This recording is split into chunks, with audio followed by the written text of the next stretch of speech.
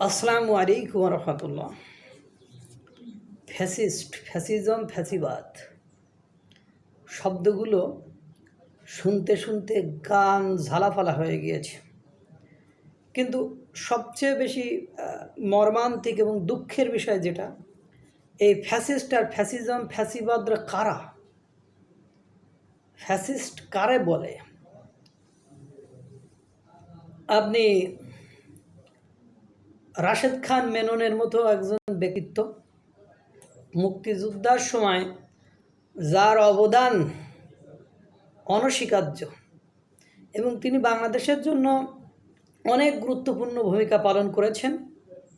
যদিও তিনি শেষ বয়সে এসে আওয়ামী লীগের সাথে জোট করে নির্বাচন করেছেন, কিন্তু তার বিরুদ্ধে বড় ধরনের কোনো ক্লেম এগুলো আছে বলে আমার মনে হয় না। এবং 5ই আগস্টের পরে অনেকেই কিন্তু পালিয়ে গিয়েছে। যেমন কথিত আছে কাদের, ওবায়দুল কাদের, তিনি 3.5 মাস পরে নাকি বাংলাদেশ ছেড়ে চলে গিয়েছেন। তাহলে এই 3.5 মাস তিনি কোথায় ছিলেন? অবশ্যই কোনো না কোনো স্থানে ছিলেন। তো রাশেদ খান মেনন যদি কোনো বড় ধরনের অন্যায় করতেন, তাহলে উনিও তো একটু চেষ্টা করতেন পালানোর বা পালিয়ে যাওয়ার বা কোনো কিছু করার। করতেন কি করতেন না? অবশ্যই করতেন, কিন্তু তিনি কিন্তু সেটা করেন নাই। অর্থাৎ তিনি নিয়মিত কোর্টে হাজিরা দিচ্ছেন, তিনি কারাবন্দী আছেন। তার হাত দুটো পেছনে বেঁধে বা পেছনে হাতকড়া দিয়ে বেঁধে তারপরে কোর্টে তোলা হয়। এটা কি ফ্যাসিজমের ভেতরে পড়ে না? যে বাংলাদেশের ভূমিকায়, বাংলাদেশ নামক এই শব্দটার জন্য যারা জীবন বাজি রেখে যুদ্ধ করেছে, সেই তাদেরই অন্যতম একজন নেতা হলো রাশেদ খান মেনন।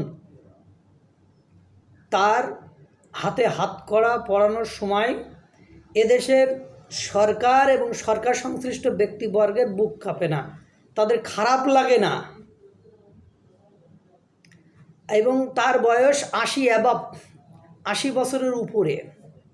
তিনি কী বা করবেন, কী বা করতে পারেন? তিনি না দৌড় প্রতিযোগিতায় ফার্স্ট হবেন, না তিনি এই বয়সে এসে স্লোগান দিবেন। এই জন্য বলি, তারপরে এখন এই হাতকড়া পরানোর কারণ হিসাবে আপনারা দেখাচ্ছেন কি, বা সরকার দেখাচ্ছে কি? তারা সরকার বিরোধী বক্তব্য দিচ্ছে। তাহলে সরকার বিরোধী বক্তব্য বিগত কয়েকদিনের জিনিস অ্যানালাইসিস করে দেখলাম, কোর্টে আসার বিষয়গুলি অ্যানালাইসিস করে দেখলাম, সেখানে একটা সরকার বিরোধী বক্তব্য দিয়েছে এমন কোনো শব্দ আমাদের চোখে পড়িনি। এটা কতটা যৌক্তিক, কতটা যুক্তিসঙ্গত, প্রথম কথা। 2 নম্বর কথা, সারা বাংলাদেশ আইন তো সবার জন্য সমান। সারা বাংলাদেশে যে মব ভায়োলেন্স চলতেছে, মব সহিংসতা চলতেছে, তার জন্য সরকার কি পদক্ষেপ নিচ্ছে? লাস্ট 2-3 দিন হলো সরকার একটু স্টেপ নেওয়ার কথা বলেছে, তারপরেও মব ভায়োলেন্স কিন্তু বন্ধ হয়নি, তারপরেও কিন্তু সহিংসতা বন্ধ হয়নি, তারপরেও কিন্তু ধর্ষণ বন্ধ হয়নি, তারপরেও কিন্তু চাপিয়ে দেওয়ার বিষয়গুলো বন্ধ হয়নি। এরপরে দেখেন, বাংলাদেশে 400 কোটি টাকা লুট নিয়ে যে রাজনৈতিক দলগুলো কথা বলল, রাশেদ খানের দল, ভিপি নূর এর দল, গণপরিষদ, তারপরে আমজনতার দল, এরা যে মানে বই ছাপানোর বিষয়টা নিয়ে 400 কোটি টাকা লুটপাটের কথা বলল।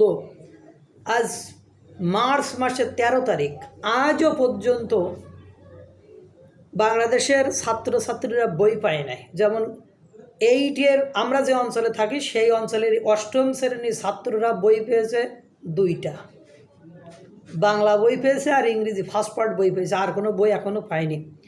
অথচ 400 কোটি লোপাট বা লুটপাটের কথা বলেছে, সেটা নিয়ে সরকারের পক্ষ থেকে এখনও কোনো কথা বলিনি। কালকে দেখলাম যে ডাক্তারদের উপর হাত তুলছে, ডাক্তাররাই বলছে যে ফ্যাসিজম, ফ্যাসিবাদ, এইসব কথাগুলো বলছে। বাংলাদেশের মানুষ শান্তিতে থাকতে পারছে না শুধু মব ভায়োলেন্সের কারণে। এই মব ভায়োলেন্সের জন্য হার্ড কোনো লাইনে কি এই সরকার গিয়েছে? তো এটা কি কোন কিসের ভেতরে পড়ে? আল্লাহ ভালো জানে যে অন্যায়কারী বোঝে না কিন্তু যে আমি অন্যায় করছি। যদি অন্যায়কারী বুঝতো আমি অন্যায় করছি তাহলে কিন্তু সে অন্যায়টা ছেড়ে দিত। আমরা প্রতিদিন ইউটিউবাররা, সংবাদ মাধ্যম, বিভিন্ন মাধ্যমে আমরা কথা বলে যাচ্ছি, কিন্তু কথা হলো আমাদের কথা তো কেউ শোনে না। এখন যে বিচারগুলো আপনারা করতে চাচ্ছেন, এই বিচারের উল্টো বিচারও বাংলাদেশে হবে। পুলিশের গায়ে হাত দিছে বলে এখন মানুষ শাহবাগে যে আন্দোলন করছে যে পুলিশের গায়ে হাত দিছে, এত বড় সাহস কিভাবে হয়? তাহলে 5ই আগস্ট অর্থাৎ জুলাই গণ অভ্যুত্থানে যে এতগুলো পুলিশ মারা গেল, তারা কি মানুষ নয়? তারাও তো ওই দিনের এই শাহবাগের ওই ঘটনার মতো দায়িত্ব পালন করতে যেই তো তারা মানে এই হত্যার শিকার হয়েছে। তারা কি মানুষ নয়? তো এগুলো দেখবেন সরকার যিনি আসেন তিনি সব কিছু ভুলে যে জনগণের সরকার, আর ইন্টারিম গভর্নমেন্ট মানে উনি জনগণের সরকার। অবশ্যই এই ইন্টারিম গভর্নমেন্টের প্রধান তিনি তো বলে দিয়েছেন তিনি ছাত্রছাত্রীদের সরকার, এই জন্য ছাত্রছাত্রীদের জন্য তিনি মানে সব কিছু জায়েজ করে দিয়েছেন। আর এই জায়েজ করে দেওয়াটাই ফ্যাসিবাদের নামান্তর। আল্লাহ তাআলা সকলকে ভালো রাখুক, সুস্থ রাখুক। আসসালামু আলাইকুম ওয়া রাহমাতুল্লাহ।